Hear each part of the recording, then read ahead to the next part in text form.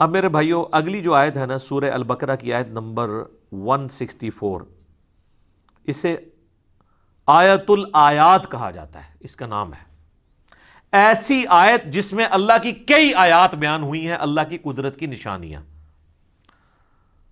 Signs of God, ایک نہیں بے شمار۔ اور قرآن حکیم میں سورۃ البقرہ کی آیت نمبر 164 کے مقابلے پہ کوئی ایک آیت ایسی نہیں ہے جس میں صرف ایک آیت کے اندر اللہ تعالیٰ کی قدرت کے فزیکل فینومینا آف نیچر، جو اللہ تعالیٰ کے فینومینا بنائے ہوئے ہیں، وہ سارے کے سارے آلموسٹ بڑے بڑے فینومینا جو قرآن پاک میں سکیٹرڈ فارم میں ہیں، جن کو التذکیر بھی آلاء اللہ کہا گیا ہے، وہ بیان ہوئے ہوں سوائے اس آیت کے۔ ان فی خلق السماوات والارض، بے شک آسمانوں اور زمین کی تخلیق میں، واختلاف اللیل والنہار، اور رات اور دن کے آنے جانے میں، والفلک التی تجری فی البحر، اور کشتیوں کے جہازوں کے سمندروں میں چلنے میں، بما ینفع الناس، جو کہ لوگوں کے نفع کے لیے چلتی ہیں، یعنی وہاں سے سی فوڈ جو ہے وہ شکار کیا جاتا ہے۔ وما انزل اللہ من السماء من ماء، اور اللہ تعالیٰ جو نازل فرماتا ہے آسمان سے پانی، فاحیا بہ الارض بعد موتها، اور پھر اس پانی کے ذریعے مردہ زمین کو زندہ کر دیتا ہے، یعنی سبزہ اگا دیتا ہے اس پانی کے ذریعے۔ وبث فیہا من کل دابہ، اور اللہ تعالیٰ نے جو زمین میں ہر طرح کے جانور پھیلا دیے ہیں، وتصریف الریاح، اور ہواؤں کے بدلتے رہنے میں، والسحاب المسخر بین السماء والارض، اور بادلوں میں جو کہ اللہ تعالیٰ کے حکم کے پابند ہیں، آسمان اور زمین کے اندر جو سسپینڈڈ ہیں بادل، لآیات لقوم یعقلون، اس کے اندر اللہ تعالیٰ نے آیات رکھی ہیں ان لوگوں کے لیے جو اپنی عقل استعمال کرتے ہیں۔ دیکھ لیں کتنی نشانیاں اللہ تعالیٰ کی قدرت کی اس میں گنوائی گئی ہیں۔ نمبر 1 آسمان و زمین کی تخلیق، نمبر 2 رات اور دن کا آنا جانا، نمبر 3 جہازوں کا سمندروں میں چلنا اور اس کے ذریعے سی فوڈ کا حاصل کرنا، نمبر 4 آسمان سے پانی کا برسنا، نمبر 5 اس پانی کے برسنے سے زمین کو اللہ نے مردہ ہونے کے بعد دوبارہ سے زندہ کر لیا، نمبر 6 زمین میں ہر طرح کے جاندار پھیلا دیے، لو جی سب کچھ کور ہو گیا، نمبر 7 ہواؤں کے چلنے میں جو کہ بادلوں کو لے کے آتی ہیں، اور نمبر 8 بادلوں کا آسمان اور زمین کے درمیان جو ہے وہ سسپینڈڈ ہونا، جس کے ذریعے اللہ تعالیٰ بارش برساتا ہے۔ یہ سب کی سب اللہ تعالیٰ کی قدرت کی نشانی ہے، یعنی جس میں ذرا سی بھی عقل ہے اللہ تعالیٰ ہمارا ہے، وہ ان چیزوں کو دیکھ کے رزلٹ پہ پہنچ جائے گا کہ یہ کسی کے کرنے سے ہو رہا ہے۔ God is the only explanation of all the physical phenomena in this universe۔ اللہ ہی واحد وضاحت ہے اس کائنات میں ہونے والے ہر فزیکل فینومینا کی۔ تو اب جس اللہ کی یہ کوالٹیز ہیں اس کے مقابلے پہ اگر کسی اور کے ساتھ وہ چیزیں وابستہ کر دی جائیں تو اس سے بڑا کوئی جرم نہیں ہو سکتا، اور یہی اللہ اس چیز کا حقدار ہے کہ اس کے ساتھ شدید محبت کی جائے، دلی محبت آخری درجے کی، جو کسی اور مخلوق کے ساتھ نہیں ہو سکتی۔ تو اللہ تعالیٰ اب ایک کرائٹیریا پھر اس حوالے سے ڈسکس کر رہا ہے، وَمِنَ النَّاسِ مَن يَتَّخِذُ مِن دُونِ اللَّهِ، اور لوگوں میں ایسے لوگ بھی ہیں، ایسے بدبخت لوگ ہیں جنہوں نے اللہ کے سوا اور ہستیوں کو پکڑ لیا ہے، اندادً یحبونہم کحب اللہ، اللہ کے مقابلے پہ انہیں اپنا ند مان لیا ہے، مد مقابل، اور ان سے ویسی محبت کرتے ہیں جیسی اللہ سے کرنی چاہیے تھی۔ اللہ اکبر، یہ آیات پڑھی جاتی ہے نا تو لوگ سمجھتے ہیں شاید یہ مشرکین عرب کے بارے میں نازل ہوئی تھی۔ تو مشرکین عرب اگر اس جرم کے اوپر مجرم ہے اللہ کے حضور، تو آج بھی جو لوگ یہ کر رہے ہیں وہ بھی اسی طریقے سے مجرم ہے۔ اور آپ کو آج مسلمانوں میں اکثریت ایسے لوگوں کی نظر آئے گی جو اگر آپ ان سے حلفیہ بیان لیں تو وہ کبھی یہ نہیں کہیں گے کہ ہم اللہ سے بڑھ کے کسی سے محبت کرتے ہیں، لیکن ان کا ایٹیچیوڈ یہی ہے۔ وہ آپ کو کبھی شعر سنائیں گے، اللہ اللہ کیے جانے سے اللہ نہ ملے گا، اللہ والے ہیں جو اللہ سے ملا دیتے ہیں، اور اللہ والے ان کو کہہ رہے ہوتے ہیں جو اپنی عبادت کروا رہے ہوتے ہیں۔ اگر اللہ والے سے مراد یہ رسول اللہ کو، صحابہ اور اہل بیت کو لیں تو ہم ان کے ساتھ ہیں، لیکن آپ کو پتہ ان کو نہیں لیتے کیونکہ وہ تو ولی نہیں تھے نا، ولی تو بعد میں ہوتے ہیں، وہ اللہ والے ان کو کہہ رہے ہوتے ہیں جن سے تجوید سے اگر آپ نماز سنیں تو نہیں سنا سکتے، اور ترجمہ تو بھول ہی جائیں کہ وہ سنا سکتے ہیں۔ ہاں وہ یہ کر سکتے ہیں کہ سجے پاسے اسلام پھیرے تھے سارے حافظ ہو گئے، کھبے پاسے پھیرے تھے سارے ناظرہ ہو گئے، وہ کہتے ہیں نا جی پیچھے نیت کی۔ تو میں کہتا ہوں جن بزرگوں کے بارے میں آپ کا ایک کلیم ہے نا، اگر آج بھی اس طرح کہتے ہیں نا جی دنیا اولیاء سے خالی نہیں ہے، آج بھی ان اولیاء کو لیں، وہ تجوید کے ساتھ آپ کو سنا نہیں سکتے، وہ آپ کو سنت اذکار نہیں بتا سکتے صبح و شام کے جو نبی علیہ السلام نے تعلیم فرمایا ہے۔ فرض نماز کے بعد کے آپ کو 2-3 اذکار بتائیں گے، 17 نہیں بتا سکتے، ان کی تربیت ہی وہ نہیں ہوئی بھی ہے۔ تو وہ ان ہستیوں کے بعد، حتیٰ کہ سورہ الزمر کے اندر جا کے آئے گا، سورۃ المومن کے اندر، کہ ان کے سامنے جب اکیلے اللہ کا ذکر کیا جاتا ہے تو ان کے دل گھٹنے شروع ہو جاتے ہیں، اور جب اللہ کے ساتھ اور ہستیوں کو شامل کیا جاتا ہے تو ان کے پھر دل پھیل جاتے ہیں۔ اور آپ یہ کر کے دیکھ لیں جناب، آپ اللہ کی توحید بیان، ہم تو کئی بار یہ تجربہ کر چکے ہیں، آپ اللہ کی توحید بیان کریں تو ان کو چڑ ہو جاتی ہے، وہ کہتے ہیں جی کو بزرگوں کا بھی ذکر کرو نا جی۔ بلکہ ہمارے ایک سیالکوٹ میں بڑے قریبی بھائی، تو وہ ایک بریلویوں کی مسجد میں امام تھے، تو جب اللہ تعالیٰ نے ہمیں قرآن کی توحید کی طرف راغب کیا تو دعوت کی برکت سے انہوں نے بھی حق قبول کیا، تو ظاہر ہے وہ اب اناؤنسمنٹ تو نہیں کر سکتے تھے، تو انہوں نے بہرحال توحید کے اوپر درس شروع کیا قرآن کے اندر، جو قرآن کی آیات ہیں اعلیٰ حضرت کا ترجمہ رکھ کے، اب تو کسی کو تکلیف نہیں ہونی چاہیے۔ تو 2-4 دن تو توحید برداشت کی انہوں نے، اور پھر بابے جو ہے مسجد کے اکٹھے ہو گئے، انہوں نے کہ ایک جناب اللہ نو ہی توندے رہندے ہو ہر ٹائم، کو بزرگوں کا بھی ذکر کریا کرو۔ یہ دیکھیں پنجابی کا محاورہ نے یوز کیا، ہر ٹائم اللہ نو توندے رہندے ہو، استغفر اللہ توب الیہ۔ تو ان کو اتنی چڑ ہوتی ہے، اور یہ حقیقت ہے کہ ان کی محبت ان ہستیوں کے ساتھ زیادہ ہے، اور اسی لیے آپ بزرگوں کے بارے میں کوئی بات کریں تو یہ سیکھ پا ہو جاتے ہیں۔ اللہ کے بارے میں کہتے ہیں جی اللہ کو تو پہلے ہی اتنے لوگ گالیاں نکال رہے ہیں، ایک اور نے نکال دی تو کیا ہو گیا؟ ہاں ظاہر ہے وہ نکال رہے تو ہیں، حالانکہ یہ خود بھی نکالنے والوں میں شامل ہیں جی۔ سورہ مریم میں آتا ہے کہ جو اللہ تعالیٰ کے لیے بیٹا تجویز کرتا ہے، یعنی شرک کرتا ہے، شرک کی کوئی بھی فارم ہو، وہ اللہ کو ایسی بات کہہ رہا ہے، ایسی گالی دے رہا ہے کہ قریب ہے آسمان پھٹ پڑے اور زمین شک ہو جائے اور پہاڑ ریزہ ریزہ ہو جائے، ان دعوا للرحمن ولدا، کہ یہ رحمان کے لیے بیٹا تجویز کرتے ہیں۔ اگر زمین و آسمان اور پہاڑوں کے احساسات ہو نا اس طرح کے، تو یہ سارے ان پہ پھٹ پڑے، زمین ریزہ ریزہ ہو جائے، زمین یعنی پھٹ جائے اس خوف سے کہ یار میرے اوپر یہ لوگ اللہ کے ساتھ اور ہستیوں کو شریک ٹھہرائے ہوئے ہیں۔ اور نبی علیہ السلام کی آپ احتیاط دیکھیں، یہ جو ند لفظ ہے نا، اندادیں، سیم یہ الفاظ ہیں۔ مسند امام احمد میں حدیث موجود ہے، الادب المفرد امام بخاری کی کتاب کے اندر یہ موجود ہے، ہم نے اپنے ریسرچ پیپر دعا صرف اللہ ہی سے اس میں بھی ڈالی ہوئی ہے۔ ایک صحابی نے نبی علیہ السلام کو آگے کہا، ما شاء اللہ و شئت یا رسول اللہ، اے اللہ کے رسول جو آپ چاہیں اور جو اللہ چاہے۔ تو آپ نے فرمایا اجعلتنی للہ ندا، یہ لفظ، کیا تو نے مجھے اللہ کے مد مقابل ٹھہرا لیا؟ اب وہ پاکستانی ہوتا نا تو کہتا نہیں یا رسول اللہ مد مقابل نہیں، میں نے آپ کو مستقل بذات نہیں مانا، غیر مستقل بذات، عطائی اور اللہ کے اذن سے مانتے ہوئے کہا ہے۔ لیکن اس ٹائم پہ یہ کہانیاں نہیں ہوتی تھی، صحابہ کرام تو بولے والے مسلمان تھے نا، یہ ساری شیطانیاں ان کو تو نہیں آتی تھی۔ تو آپ نے فرمایا قل بل ما شاء اللہ وحدہ، بلکہ کہہ جو اکیلا اللہ چاہے۔ ایک بریلوی عالم تھے، تو میں نے ان کو یہ حدیث بیان کی نا، انہوں نے کہا جی آپ کو اس حدیث کا مطلب نہیں سمجھ آیا۔ میں نے کہا نہیں سمجھا ہے۔ وہ کہتے ہیں اصل میں نبی علیہ السلام نے پوچھا ہے کہ اے میرے پیارے صحابی، کہیں ایسا تو نہیں آپ مجھے خدا مانتے ہو؟ ٹھیک ہے، میں نے کہا تو آگے الفاظ تو کچھ اور بتا رہے ہیں۔ اس کے جواب میں تو صحابی کہتا نہیں یا رسول اللہ میں نے آپ کو خدا نہیں مانا، خدا کا بندہ مانتے ہوئے کہہ رہا ہوں یا رسول اللہ ما شاء اللہ وشئتا۔ تو میں نے کہا آگے جو الفاظ ہیں قل بل ما شاء اللہ وحدہ، کہہ اکیلا جو اللہ چاہے۔ اگر آپ کی بات ہوتی نا تو وہ صحابی کہتے کہ نہیں میں آپ کو اللہ کا بندہ مان کے کہہ رہا ہوں، تو حضور کہتے ٹھیک ہے کہتا رہے۔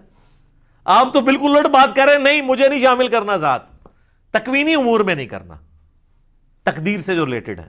ہاں باقی دین کے معاملے میں تو بخاری مسلم میں کہ یہ حدیث ہیں، جب نبی علیہ السلام سے پوچھا گیا کسی معاملے کا صحابہ کرام نے، اور صحابہ کرام سے آپ نے کاؤنٹر کوشچن کیا، ان کو نہیں معلوم ہوتا تو کہتے تھے واللہ ورسولہ عالم، اللہ اور اس کا رسول بہتر جانتے ہیں. وہ بالکل ٹھیک ہے، دین اللہ اور اس کے رسول سے ہی سیکھنا ہے.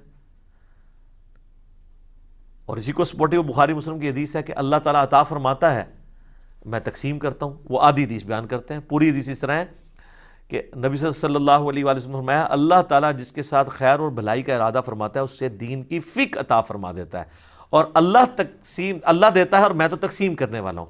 یعنی مجھے بھی جو دین اللہ نے میرے ساتھ بھلائی کا ارادہ کیا، مجھے دین کی سمجھ عطا فرمائی ہے، تو یہ اللہ نے عطا فرمائی ہے، میں تو صرف تقسیم کرنے والا ہوں. وہ اس میں یعنی الفاظ جو ہے نا بخاری مسلم کی حدیث کے کہ واللہ یعطی وانما انا قاسم، اللہ دیتا ہے اور میں تو صرف تقسیم کرتا ہوں. تو وہ انہوں نے جناب اس دو لفظ پکڑ لیے تو اعلیٰ حضرت نے شعر لکھ دیا، رب ہے معطی، یہ ہے قاسم، رزق اس کا ہے کھلاتے یہ ہے. وہ رزق کے اوپر لے گئے اور تکوینی امور کے اوپر، حالانکہ یہاں پہ دین کا معاملہ تھا. اس میں میرا یوٹیوب پہ ایک کلپ بھی ہے اللہ نبی وارث، تو اس میں نے کئی ایک احادیث بیان کی ہیں اس حوالے سے. یہ تو یعنی نہ ختم ہونے والی چیزیں ہیں. نبی علیہ السلام نے جتنی اس حوالے سے سختی فرمائی ہوئی ہے. وہ مسلم شریف کی جو حدیث بڑی مشہور ہے کتاب الجمعہ چیپٹر میں، ایک صحابی نے نبی علیہ السلام کے سامنے تقریر کرتے ہوئے کہہ دیا من یطع اللہ ورسولہ فقد رشد، جو کوئی اللہ اور اس کے رسول کی اطاعت کرے وہ کامیاب ہو گیا. ومن یعصہما، اور جو ان دونوں کی نافرمانی کرے فقد غوا، تو وہ بہک گیا، بے شک وہ بہک گیا. نبی علیہ السلام کو بڑا غصہ آیا، فرمایا بئس الخطیب انت، کتنا برا خطیب ہے تو نے یہ کیوں کہا جو ان دونوں کی نافرمانی کرے؟ تجھے کہنا چاہیے تھا وَمَن يَعْصِ اللَّهَ وَرَسُولَهُ فَقَدْ غَوَىٰ، جو اللہ اور اس کے رسول کی نافرمانی کرے وہ گمراہ ہوا، وہ بہک گیا. اب اس سے ابھی آگے یہ کہہ سکتے تھے کہ یا رسول اللہ میں نے یہ بات تو پہلے کر دی ہے، میری بات آؤٹ آف کانٹیکسٹ نہیں ہے، میں کانٹیکسٹ کے ساتھ بات کر رہا ہوں. جب میں نے یہ کہہ دیا کہ جو اللہ اور اس کے رسول کی اطاعت کرے وہ کامیاب ہوا اور جو ان دونوں کی نافرمانی کرے وہ ناکام ہوا، تو اس میں تو لٹریچر میں تو کوئی خرابی نہیں ہے، آؤٹ آف کانٹیکسٹ بھی نہیں ہے، اس میں کیا مسئلہ ہے؟ اور حقیقتاً یہ وہ اپنا مقدمہ لڑ سکتے تھے، لیکن ان کو پتہ تھا سامنے امام الموحدین ہے صلی اللہ علیہ وآلہ وسلم. یہ وہ ہیں جو کتابوں کے خدا کے ریپریزنٹیٹو ہیں، بابوں کے خدا کے ریپریزنٹیٹو نہیں ہیں. اور ابو داؤد میں آگے الفاظ ہیں، آپ فرمایا قم اذهب، اٹھ ادھر سے نکل جا. اتنا آپ علیہ السلام کو جلال آیا اس حوالے سے. لیکن آپ کے وہ صوفیاء کہتے ہیں ہک ہے ہک ہے ہک ہے، جڑا ہک کی ڈوں آنکھے وہ کافر و مشرک ہے. جو ایک کو دو کہہ دے وہ کافر اور مشرک ہے. حالانکہ ایک نو ڈو کہنے والا ہی موحد ہے. حادث کو قدیم سے الگ کرنے کا نام ہی توحید ہے، خالق کو مخلوق سے الگ کرنے کا نام ہی توحید ہے. تو اللہ تعالیٰ فرماتا ہے کہ یہ ان لوگوں کی حالت ہے کہ یہ اللہ کے مقابلے پہ اور ہستیوں سے ایسی محبت کرتے ہیں جو اللہ سے کرنی چاہیے. والذین آمنوا، اور جو لوگ ایمان والے ہیں، اشد حبا للہ، ان کی تو شدید ترین محبت اللہ کے ساتھ ہوتی ہے. اور اس لیول کی محبت ہوتی ہے کہ جامعہ ترمذی میں حدیث ہے، نبی علیہ السلام نے فرمایا کہ اللہ تعالیٰ سے محبت کرو کہ اس نے تمہیں نعمتوں سے نوازا ہے، اور مجھ سے اس لیے محبت کرو کہ میں اللہ کا رسول ہوں، اللہ کی نسبت کی وجہ سے. اور میرے اہل بیت سے محبت کرو کیونکہ ان کی نسبت میرے ساتھ ہے. یہ ہمیں چین بتائی گئی ہے. یہ کہتے ہیں جی وہ شیخ احمد سنندی جن کو مجدد الافسانی کہتے ہیں، وہ کہا کرتے تھے میں تو اللہ کو مانتا ہی اس لیے ہوں کہ وہ نبی کا رب ہے. حالانکہ قرآن میں بالکل اور بات ہے، یہ الٹ بات کی ہے. قرآن تو کہتا ہے لَقَدْ مَنَّ اللَّهُ عَلَى الْمُؤْمِنِينَ إِذْ بَعَثَ فِيهِمْ رَسُولًا، یہ اللہ کا احسان ہے کہ اس نے مومنین میں رسول کو بھیجا ہے اپنی شناخت کے لیے. یہ الٹی گنگا لے کے چلتے ہیں. اور پھر ظاہر ہے یہ باتیں تو بکتی ہیں. پھر انبیاء کی شان میں غلو کرنا تو بکتا ہے نا جی، عیسائیت میں بکا ہوا ہے نا، آپ دیکھ لیں نا. تو اللہ تعالیٰ نے ایک مخلوق کا معاملہ ہی ایسا رکھا ہے کہ یہ اگر امتحان نہ ہو مخلوق کی کوالٹیز کا تو اللہ کے ساتھ کوئی اور شریک ہی نہ ٹھہرایا جائے کسی کو. تو اسی لیے لوگ پھر شریک ٹھہراتے ہیں نا. اور نبی علیہ السلام کی پھر حدیث صحیح بخاری میں دیکھنا، میری شان کو اس طرح بلند نہ کرنا جس طرح نصارہ نے اپنے پیغمبر کو اتنا بلند کیا کہ ڈیوینٹی میں کلیم کر دیا. میں اللہ کا بندہ اور اس کا رسول ہوں، مجھے اللہ کا بندہ اور اس کا رسول ہی کہنا. یہ نبی علیہ السلام کس کو سنا رہے تھے؟ انہی کو سنا رہے تھے جنہوں نے کام ڈالنا تھا، جو آج تک ماننے کے لیے تیار نہیں ہے. تو اللہ فرماتا ہے شدید ترین محبت اہل ایمان کی اللہ کے ساتھ ہوتی ہے۔ بخاری مسلم میں حدیث ہے، اس نے ایمان کی علاوت چکھ لی جس کے لیے اللہ اور اس کا رسول ساری دنیا سے بڑھ کر محبوب ہو جائے۔ نمبر 1 یہ۔ نمبر 2 دوستی اور دشمنی کا معیار اللہ کی ذات، اور نمبر 3 کفر کی طرف لوٹایا جانا اس کے لیے اتنا ہی مشکل ہو جائے جتنا زندہ آگ میں جلنا، وہ جلنے کے لیے تیار ہو جائے لیکن کفر نہ اختیار کرے تو اسے ایمان کی مٹھاس مل جائے گی۔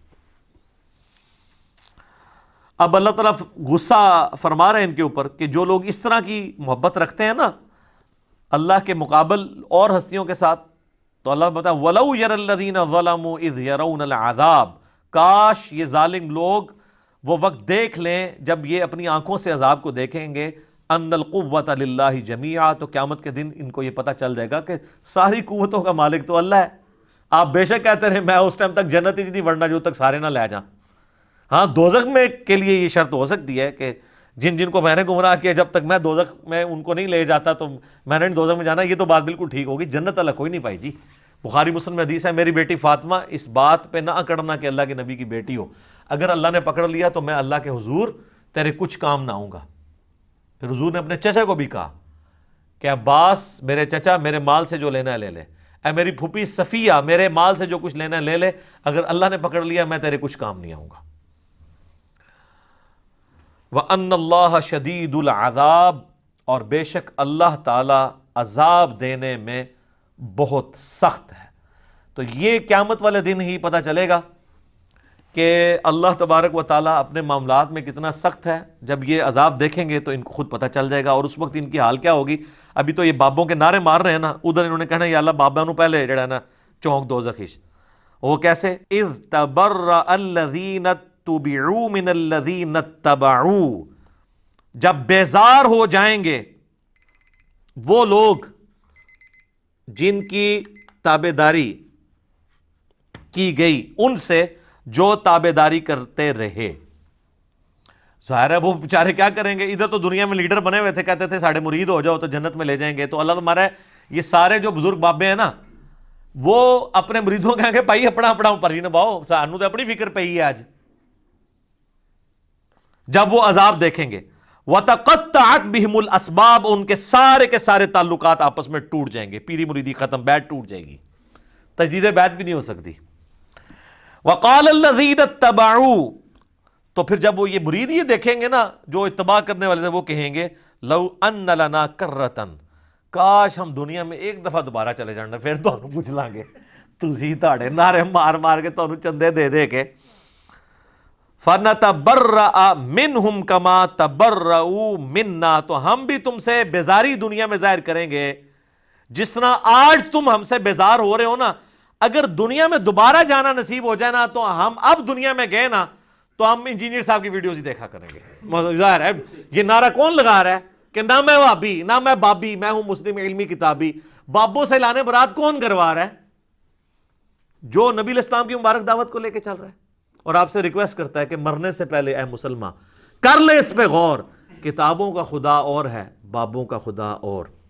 اچھا وہ یہ کہیں گے یار یہ تو کافروں کے بارے میں آیات ہے، ان سے صرف ایک معصومانہ سوال کریں کہ یہ بتائیے، ہم لوگوں سے یہ کرتے تھے کہ یہ بتائیں کہ یہ جو آیات ہے اس میں غلام احمد قادیانی فال کرے گا کہ نہیں، کہ جو قادیانی ہیں وہ قیامت والے دن جب غلام احمد قادیانی کہے گا آج تو میں خود عذاب میں جا رہا ہوں میں تمہارا کیا کروں، تو قادیانی یہ کہیں گے کہ کاش ہم دنیا میں چلے جائیں تو ہم بھی تجھ سے لانے میں، کہتے ہیں بالکل کریں گے۔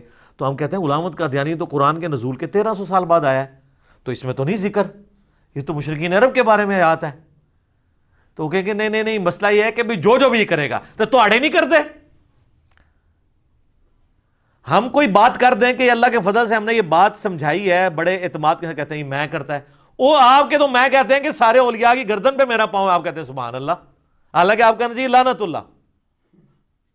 کبھی ابو بکر صدیق نے کہا سارے صحابہ کی گردن پہ میرا پاؤں ہے؟ اتنے متکبرانہ جملے کے اوپر سبحان اللہ کہنا چاہیے؟ شیخ عبد القادر کی طرف جھوٹ منسوب ہے، ہم نہیں کہتے انہوں نے کہا ہوگا، اگر انہوں نے کہا تو وہ پھر اولیاء اللہ نہیں ہوں گے، اور اگر اولیاء اللہ میں سے ہیں تو وہ اتنے تکبر کے ساتھ نہیں بول سکتے۔ تو وہ کہیں گے آج ہم دنیا میں اگر کاش ہمیں واپس اللہ بھیج دینا ہم بھی اس طرح تبرہ کریں گے، یہ تبرہ لفظی سے نا اعلان برات، ٹھیک ہے، تبرہ کریں گے جس طرح آج تم کر رہے ہو۔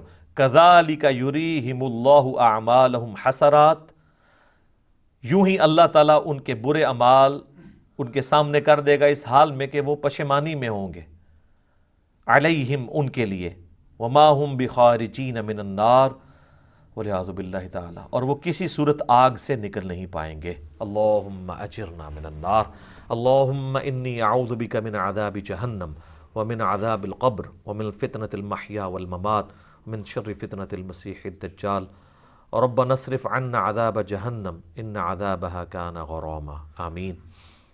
تو یہ دیکھ لیں، یہ آخرت میں یہ کچھ ہونا ہے۔ تو دنیا میں اگر کسی کو پتہ چل جاتا ہے، سورہ الاحزاب پڑھ کے دیکھ لیں، وہاں پہ وہ کہیں گے کہ ہمارے بزرگوں کو دگنا عذاب دے اللہ، جن کی وجہ سے ہم گمراہ ہوئے، بالکل آخری رکوع میں۔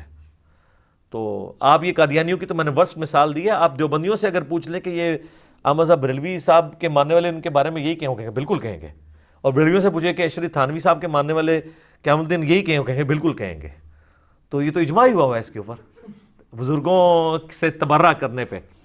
یہ کوئی 2010 یا 11 کی بات ہے، میں اسلام آباد میں I-10 میں ایک اہل تشیع بھائی تھے، انہوں نے مجھے یعنی افطار کے اوپر بلایا، رمضان کا ہی مہینہ تھا،